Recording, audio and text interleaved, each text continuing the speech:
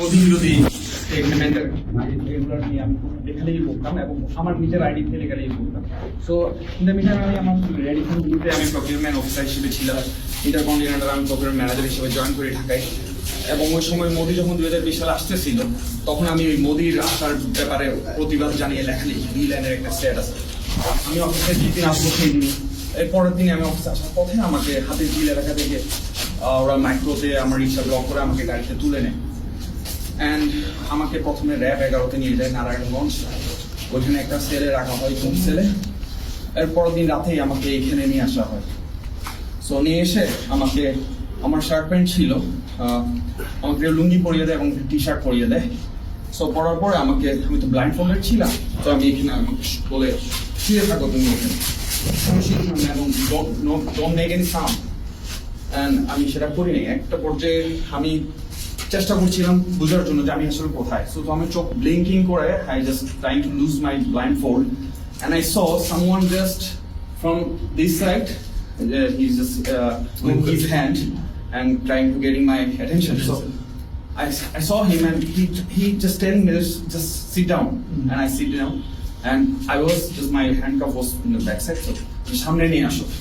So I just did like this and I was just crying. I just thinking about my two small child and আমার যে বাচ্চা দুইটা ছিল, একটা 7 মাসের বাচ্চা আর একটা 1.5 বছরের বাচ্চা। আমি শুধু তাদের কথাই চিন্তা করছিলাম, আমি তাদের খুব মিস করছিলাম। অ্যান্ড আমি শিওর ছিলাম যে আমাকে মেরে ফেলা হোক। অ্যান্ড তাদের থেকে আমি যখন জিজ্ঞেস করছিলাম, তারা আমাকে বারবার বলছে যে চিন্তা করিও না তুমি, এখানে আল্লাহ আমাদেরকে দেখবেন, হেল্প করবেন। সো তারাও বলছিল আমাদের ছোট ছোট বাচ্চা। আমি তাদেরকে তখন জিজ্ঞেস করছিলাম যে তোমরা কয় বছর ধরে এখানে? তো কেউ বলে 1.5 বছর, পাশে ও একজন ছিল, ও বলে ও 3 বছর, একটা 17 বছরের বাচ্চা ছিল, ও রাঙ্গুনিয়া থেকে ওকে গুম করে আনা হয়। এই পাশে আরো 2 জন ছিল। এটা এখানে তখন এসে গেছে না, এবং আমাদের প্রত্যেকটা কমিউনিকেশন টোটালি ইশারায় হচ্ছে।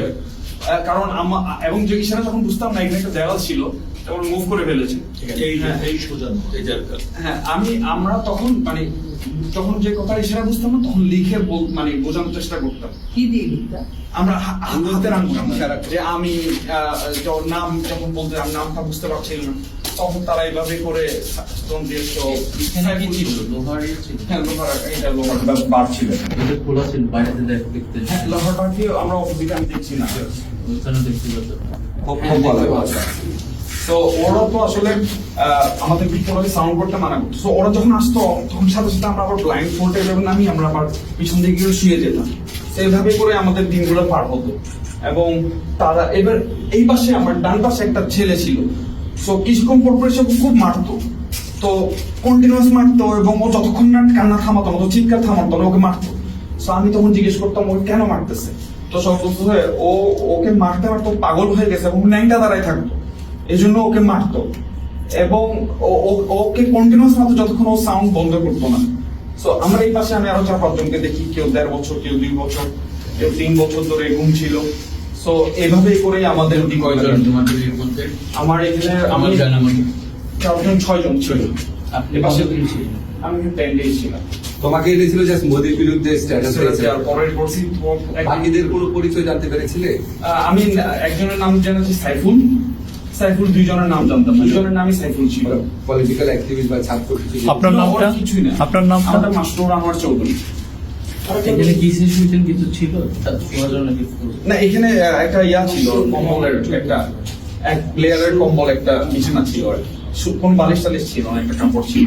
হ্যাঁ, পরে ওই সাইফুলদেরকে তুমি আর খুঁজেছিলে, জানো ওদের কি অবস্থা? আমি শুনেছি সাইফুল মানে পরবর্তীতে ওকে ছেড়ে দেওয়া হয়, বাট ও কোথায় আমি আর ট্রেস করতে পারিনি। কবে থেকে কবে ছিলেন, কোন সময়? 2020 সালের মার্চের 1 তারিখ থেকে 10 তারিখ পর্যন্ত। আসলে এখান থেকে ছাড়ার পরে যে মামলা দেওয়া হতো আমি ও আচ্ছা, আমাকে এরপর 10 দিন আসার পরে আমাকে যখন ওরা এখান থেকে নিয়ে যায়, আমাকে ফিশ মানে এরকম করে একজনের সাথে কমিউনিকেট করতো, no sound at all. So তারা বলা কি তুই 2 রাকাত নফল নামাজ পড়ে নিস, তোরা এখান থেকে বের করতেছিস। সো আমি ধরে নিয়েছি আমাকে ক্রস ফায়ার দিয়ে মেরে ফেলবে। সো আমি আসলে কালামা পড়ে নিয়ে অথবা দোয়া পড়ে, এরপর আমাকে আবার নিয়ে যাই। সো নিয়ে যাওয়ার পরে আমার সাথে কিছুদিন আগে আমার দেশ নিউজে আমাদের এই লিড নিউজ এসেছে যে 3 প্রকৌশলীকে গুম, এটা লিড নিউজ এসেছে। ওখানে আমার সাথে আরো 2 জনকে গুম করা হয়। জাস্ট তারা আমার সাথে বসে চা খেতো, আমার সাথে তারাও ভালো ভালো কোম্পানিতে, একজন চুয়েটার ইঞ্জিনিয়ার, একজন সফটওয়্যার ইঞ্জিনিয়ার, একজন ইলেকট্রিক্যাল ইঞ্জিনিয়ার। সো জাস্ট আমার সাথে তারা হাঁটতো, কথা বলতো, সেই জন্যই তারা নিয়ে এসেছে। সো পরবর্তীতে আমাদেরকে যেই দিন প্রকাশ করা হবে মিডিয়ার সামনে, তার আগের দিন রাতে নারায়ণগঞ্জে একটা হোটেলের সামনে ওরা নিয়ে যায় গাড়ি করে। আমরা 3 জন এবং সাথে আরেকজন হুজুর, যাকে আরো 2 সপ্তাহ আগে গুম করে তারা রেখেছিল র্যাব 11 সেল। সো ওইখান থেকে আমাদেরকে নিয়ে যায়। একটা ব্যক্তি, যে লোকটা গাড়িতে ড্রাইভারের পাশে ছিল, সে ওই সামনে গিয়ে এই ধর ধর জঙ্গিদর বললো। তো জঙ্গিদর বললো, এখন মানুষ তাকায় আছে। তো দেখলাম 4 জন ব্যক্তিকে ওরা গাড়িতে তুললো, এবার গাড়িটা ব্যাক করে নিয়ে আসলো। আমি ধরে নিয়েছিলাম হয়তো আমাদেরকে ছেড়ে দিব অথবা এরকম। ব্যাক করে নিয়ে আসার পরে আবার আমাদেরকে নারায়ণগঞ্জের 11 সেল, যে সেলটাতে আমার গুম করেছিল, আবার ওখানে দিয়ে দিল।